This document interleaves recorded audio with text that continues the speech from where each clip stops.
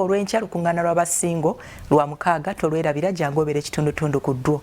Omunyo kusatu olunaku olwaleero tugenda gutandika n'ensonga y'ebyenkulaakulana mu ggwanga. Pulezidenti Yoweri Kaguta Museveni bulijjo akubiriza bamusigansimbi okuteeka ensimbi mu Uganda n'ekigendererwa eky'okutondawo emirimu olw'ensimbi zeeyongere. Olunaku olwaleero aliko ekkolero lyaguddewo mu bitundu by'e Lugazi eyo era baminisita abakwatibwako babaddewo ku mukolo guno ne beebaza musigansimbi okuvaayo n'ateeka ssente ze mu ggwanga lyattu Uganda.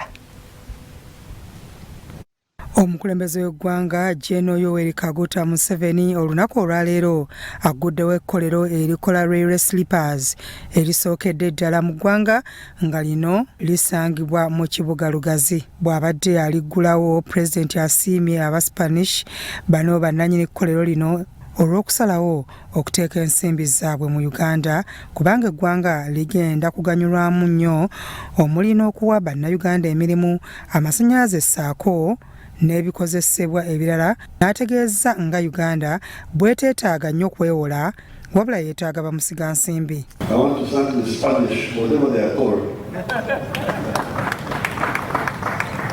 for helping us in this case in implementing part of this effort. Because Uganda needs a railway system.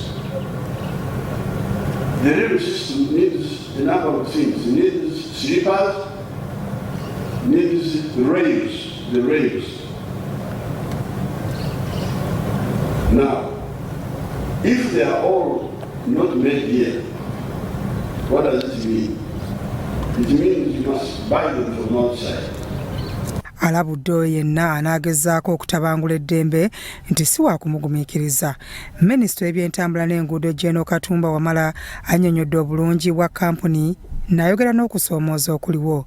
Kati mu kuddaabiriza leerwe twali tumaze okukola nga tumaze okunoonyereza nga tukizudde nti senga tukyusa ze tuyita slippers obuwebuumu obwo obubeera wakati wa leerwe wa lines ebbiri ne tubukyusa okuva ku buli obwa steel abantu bwe beeyunira ennyo okubba okutwala mu factory okusaanuusa ne tuteekamu concrete zino eza cement tujja kukendeezaako ku muze ogwo ogw'okwonoona leerwe yaffe.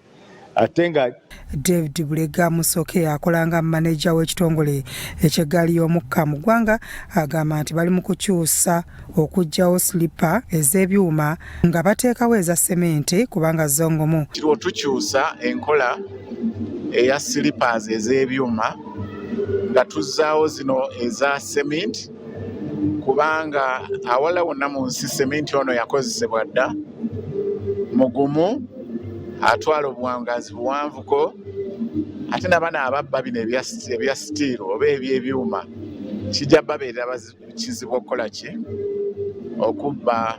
Ye minisita avunaanyizibwa ku makolero ne bamusigansimbi Evelyn Anite saako n'omubaka omukyalo ow'ekitundu kino era minisita mu ofiisi ya Vice President baliko bye bannyonnyodde. Abavubuka baffe n'abantu abakola mu buyukwe balina ekizibu ekigamba nti essente zibeera mu makolero ntono bati batandike n'ezo okufuna omulimu kisinga oyo atakola ki atayina. So pulezidenti waffe ayongera kyogerako nti abantu baagala essente zeeyongere mu makolero but tubasaba basooke bafune emirimu. We thought this investment has to be graced by His Excellency the President is that it's the first time in the history of Uganda, if not East Africa, that we're actually having the manufacturing of concrete slippers. Esaawo Kamukama Kura Factory annyonnyodde obulungi bwa slippers zino. So tujjawo enkadde ne tuteekako empya.